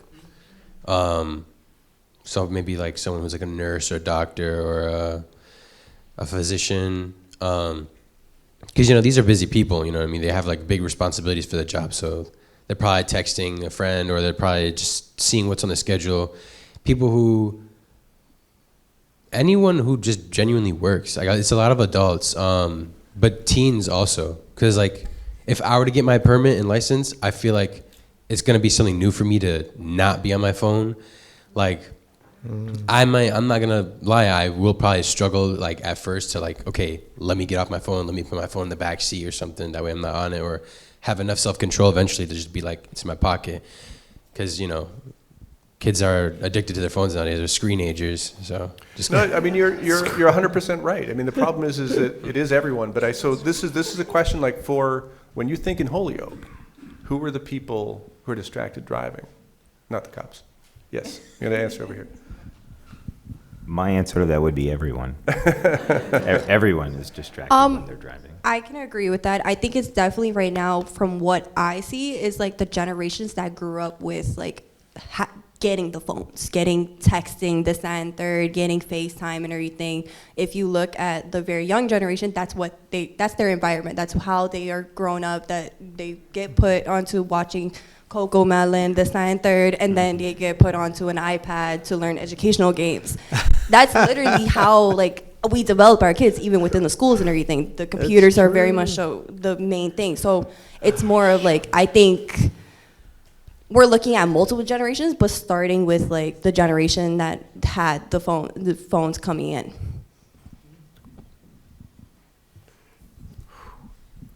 Next question. That's true. That is tough. So what can drivers do to help them avoid distracted driving? And we talked a little bit with you about set up your music beforehand. What are the strategies that people can do to make sure that when they're driving, they won't be distracted? Yes, sir. I think, if anything, before, like, let's say if like they know someone will text them constantly or call them, just be like, hey, I'm about to start driving, so if you have something to say it now, or like just let me know later or text me and I'll respond later. I know, silly example, music, but set a playlist like that. That still could be something big at the end of the day. Plan out where you're going. Like, don't go on the road and be like, okay, let me set my GPS now. Like, let me set my GPS right before I decide to, get out my parking spot or my driveway, you know what I mean? And to just, in general, just be prepared. Like, if you're getting in a car, just be prepared to do anything and to get involved into anything, whether good or bad, because driving is a big responsibility, and it's something serious. I think that preparedness is an important thing. That's smart. Thank you. I'd say put the phone in the trunk. I like that. It's true, though. I like that. Store it away, right? Just put I'm gonna have to start doing it. When I you feel, drop- I mean, I who's feel dropped it awful as- right now. Who's dropped their phone Hey, accidentally driver. while driving? Like, We're all guilty of goes into the that. seat or something, and then you can't. It's out of, Yeah. You mentioned earlier turning the focus on, changing the focus setting on your phone. That's a good one, too. Someone from Zoom mentioned turn off ringers and notifications. Yeah. True as well. I keep my phone on silent all the time. It makes my life so much easier. What's that in the chat there, Molly? I think most distracted people are the ones that prefer to respond via text versus talking. It's not just the younger crowd. For example, my daughter will text me versus calling. So they automatically want to respond via text. It's that automatic response, too, right? You need the immediate response. Yeah, nothing can wait. It's No, super important to tell you I'll be there in 10 minutes. Yeah. Yeah, I mean, there was that campaign several years ago from AT&T, I think it was called It Can't Wait, which I thought was timely at that point, just to remind people you don't have to respond immediately. What's our next question? So this is where we get into sort of the harder question is, like, what can motivate people? Like, what's the kind of message, what's the thing that will help people to not drive distracted? Yes, tell us what your thought is. I know we need the mic, but You do, yeah. I know. So I think personally, even now I'm just now getting my license and everything and trying the process. I took driver's ed maybe 2-3 years ago and everything, and they made a very big deal like throughout the whole driver's ed worksheets and like even like for the presentations and everything was rage driving and everything, road rage, and how like if you get caught road raging or this, that, and third, and you get caught multiple instances of it, you can end up potentially losing your license and everything. Why can't we have distracted driving count as much as what road raging is, so that there could be accountability and there could be more of like that understanding of like, if you are distracted in driving, you get caught this many times and everything, let's take away your license, and then you have to go through the whole process again. I think the sergeant might have an answer If you to that. were to be issued 3 citations in any given year, they don't have to be all for distracted driving. They could be for anything. You will lose your license. So if you get 3 distracted driving citations within that year, you're going to lose your license. We don't advertise that. We don't tell you that that's going to happen. We just 3 citations in a year, they're going to pull your license, and that's the way that goes. So whether they're distracted driving, speeding, running red lights, it doesn't matter. Any combination of the 3 or any other combination of breaking any laws, you're going to lose your license. One thing I wanted to mention is distracted walkers. I see so many kids and adults and whatever walking, reading their phones, and I sit there and go, how can they do that at the same time as walking? But they do, and they're the ones that are going to get hit by a car. Mm-hmm. Yeah, so it all kind of plays into that same question. We want to sort of solve for distractions in the transportation world in general. So that's, it's a good point. Anything on the chat, Molly? Nope. Let's go to the next question. Liz? If you were talking to a friend or family member who often uses their phone while driving, what would you say to get them to stop? Not just in that particular moment, but to change their behavior long term. How could you motivate them to do that? I did raise my hand for like 4 questions. I have said to people close to me, like, "Ay chica, hey girl, no, don't do that. It's dangerous." That's it. Pleading with them, because it's an addiction. when I see people addicted. And I've seen some of us here addicted, Mayor, to the cell phone. Yeah. I'm not saying you do it. Oh, I'm bad. I know you are. I was talking about you too. I mean, it's just everywhere. I have it right here. So, but this question gets us down to sort of, this is why we're here. What do we say to the people that we care about to not drive distracted? Can I put your mom on the spot? I was just thinking the Mom? same thing. What would My you mom's been say? very quiet back there. Liz admitted that she drives distracted. Oh, Mom is here Mom, too. what would you say to Liz You in trouble? if you saw her driving distracted? Well, Liz doesn't, so at least not around No, me. you But can't no, call but I mean, I have begged people. I have said to them, please don't call me. I'm so afraid I'm going to hear the crash.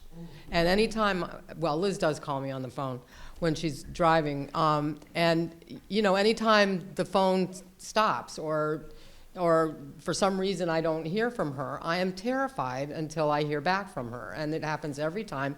And everybody still calls me, so I don't know what to say. Yeah. Thank you. Sorry to put you on the spot. Any other thoughts on what we can tell people, what the message is? Okay, next question. Well, that's the same question. It's a little more specific to Okay, go Holyoke. ahead. Yeah.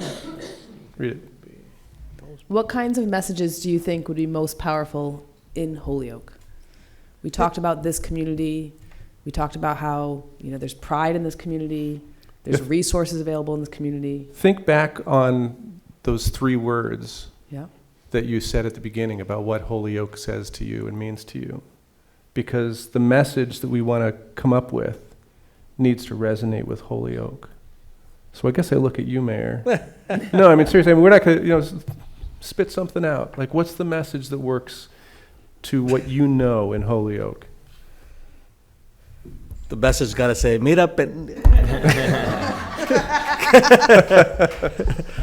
It's funny because when we repaved, was it your idea? When we repaved High Street, and all of a sudden High Street became a racetrack, there was a sign that went up that said. That was Sergeant Jonick, not Sergeant Bartolome. Sergeant Jonick? Just so we're on the same page. Well, because I saw Chicopee, the Chicopee Bear got his it was butt funny. handed to him in Holyoke. We all laughed about it, but Yes. slow down or we'll put the potholes back. Yeah.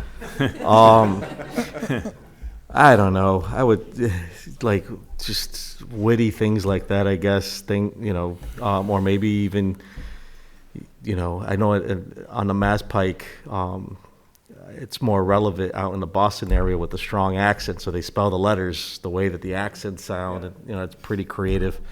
Any creative ways that helps connect with the audience that you're trying to communicate to, and I heard earlier when it was is it the Creole population or Haitian Creole. Well, the Cape Verdean, the message you put on, I guess they all drive with the air refresheners. That's, what I mean? Like trying to understand a culture and how you connect with them. So when you put the message out there, it resonates. Well, and if I remember right, you had mentioned that the different air fresheners were in different scents for different cultures who, like, that was a scent that was popular in that culture. So I thought that was interesting. And I think it's also interesting that we're having such a hard time thinking about the message and how you talk to people about distracted driving, because for all the other questions, we all had something to say. But when it comes to telling, even your loved one who you're sitting next to what to do or, feeling concerned, we're kind of at a loss for words. So I think it'll be really interesting to see what we come up with as a city.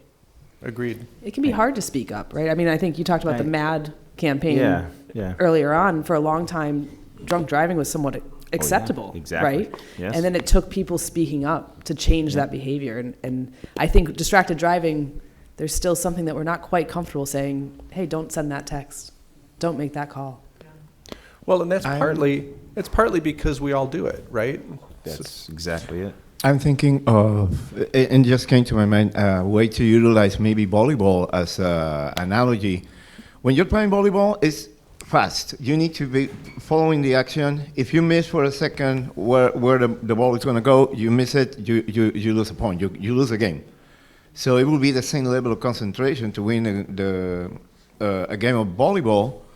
Thank you. That you can do when you're driving and not get distracted by a message, so you can get the ball. That's a great idea. Love it. Maybe paying people. I think the message could be your friends and family will wait. Your what? Your Yeah. friends and family will wait. I like you the know, mayor's if- suggestion about something catchy like sell no, you know? Yeah. There you go. That works. Or using Holyoke, spelled the way we say it, Holyoke. Yeah. Hey, Holyoke.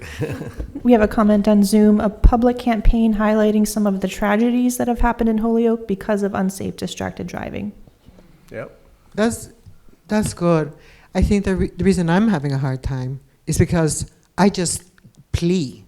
I don't, not so much, well, I scold too, but it's because it's almost like when somebody said addiction, it does feel like an addiction, and that I have to overpass. I have to conquer, and some of my friends and family, they're in that addiction. And then how do you break somebody else's addiction? You can't. It's almost like, why am I trying to stop somebody from drinking? That I can't. But I remember your Brockton campaign, and it was successful, so I have hope that through the focus groups, you guys will figure it out. That's it. I think we will. And these are the kind of conversations. I mean, we've learned a lot just in this conversation we've had so far this evening about how people see distracted driving and what their attitudes and the motivations are here in Holyoke. Yes. This has been wonderful, and of course I thank Coco for putting this together and everybody up there. And we were talking about distracted drivers. I think we need to start when they're really young and they don't drive. It's almost like the forest fires. Don't litter, things like that. I think you got to start at the grade school level and teach them about distracted driving. So there is a program that a Massachusetts-based organization called Safe Roads Alliance does in elementary schools to do reaching out with a curriculum that we would love to try to find a way of bringing as a part of this program. So we'll hopefully have that conversation with the school systems and see if there's a way of making that happen. I know that schools have other very important priorities, and maybe we'll find a way of making that happen in the schools. So Jeff, we're pretty close to time. Yes. We had a couple more questions, but that can be a follow-up focus group. I do want to get back to a question that was asked earlier about the technology behind the signs. We actually have the founder and CEO of the smart signs that are going up in Holyoke on the line, I believe still. Tim, are you still with us? Are you able to allow him to? Yeah, if you can hear me. Yes. Yeah, cool, wonderful. So one of the questions was whether or not the signs will be able to detect that you're speaking hands-free, or if it's specific to holding the phone or texting with the phone. She was looking for, I think, more, this is to your question about the data, right? Yeah. So we were looking for as much information about the data as you can provide as well. Yeah, absolutely. Great question. And so I think one thing that's really important to understand about distracted driving is, as much as all of us in the room here really care about distracted driving and want to make as big of a difference as we can, is the truth is, like, there are certain places where distracted driving could be 5-6 times as bad as other roads. I'm sure you've sat at certain intersections and seen car after car go by being on their phone, but there's other streets where people actually drive safer. And so, I mean, that's one of the reasons that we've come up with roadside data collection devices, so we can really identify where the problem is, because we're not superheroes that wear capes. We can, if we know where the problems are, we can actually really focus on it and be able to make a lot bigger difference. And so what we've done is designed a special sensor that can detect if someone's texting while driving without using a camera or anything like that. It's a custom texturized infrared sensor. And so, a big reason we did that was just it's totally anonymous. I mean, we have no idea who you are. There's no license plate. But the idea is we still collect really valuable data of where and when problems are happening. so that, like, I mean, a lot of these use cases that you talk about of people coming home from work, people just leaving. I mean, one of the biggest places that we always see a problem is leaving elementary school drop-offs, where every single parent drops off their kid and then now they're trying to catch up for the day as they're leaving. And so that's where we tend to put the signs, where at the moment that people are being unsafe, how can we change behavior at that exact moment? And so that was just kind of a bit more of an overview and the contextual information around it. But in terms of data collection, not only do we kind of collect if the driver's on their phone, but we collect if the phone is in the cradle. So those little mounts that you see, we collect data if people are eating, if people are drinking, if people are smoking. What we're really trying to do is have a comprehensive understanding of what's sort of happening on the roadways so that we can design these great campaigns, so we can really focus our efforts and really kind of connect with what's happening in your community versus things that are happening at the national level, that each community is so different. And so we really try to use that data to not only evaluate the impact of, I mean, these huge efforts. I mean, there are a lot of people here that are working hard to make things happen. And so we want to make sure their efforts are noticed and that we're really figuring out what works best. But we also can know where to focus our efforts to.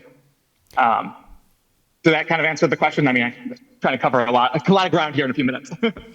You can expand on your question if you want more detail. Yeah, thank you. I'm asking this because I know if you're putting devices around town that are picking up behaviors, people will have questions about it.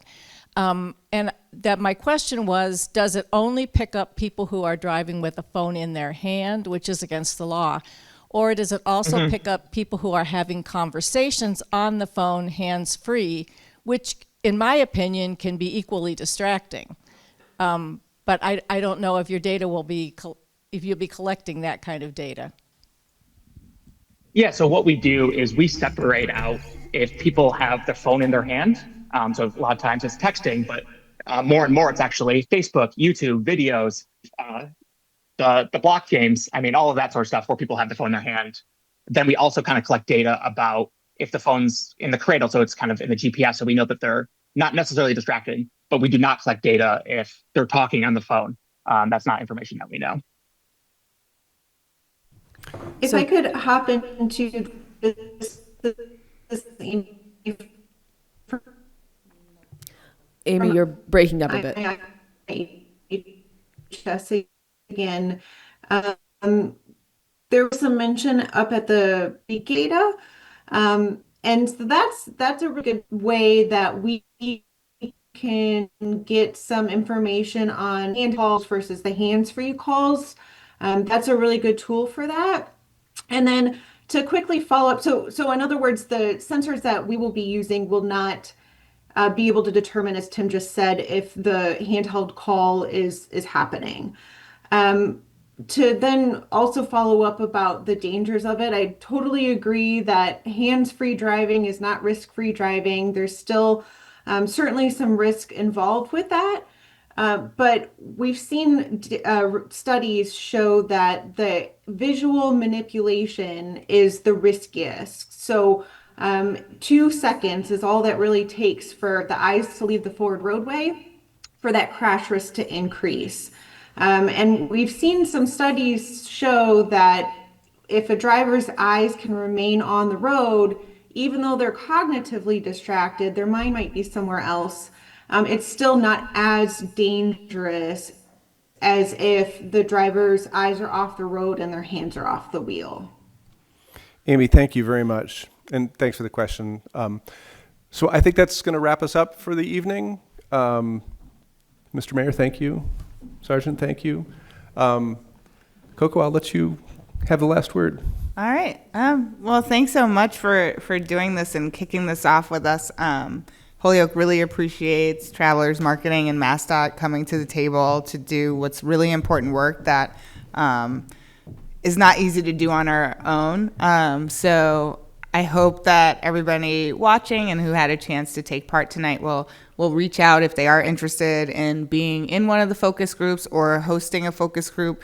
Like was mentioned before, they meet 2 to 4 times depending, and they can be scheduled, pretty flexibly. So The more data that we can get, the better the campaign will be, because it's not a Holyoke campaign if Holyokers are not involved. So again, I really appreciate you guys reaching out to Holyoke and recognizing that we need this help. And I'm looking forward to a really great campaign. Thanks, everybody. Thanks, everybody. Thank you very much.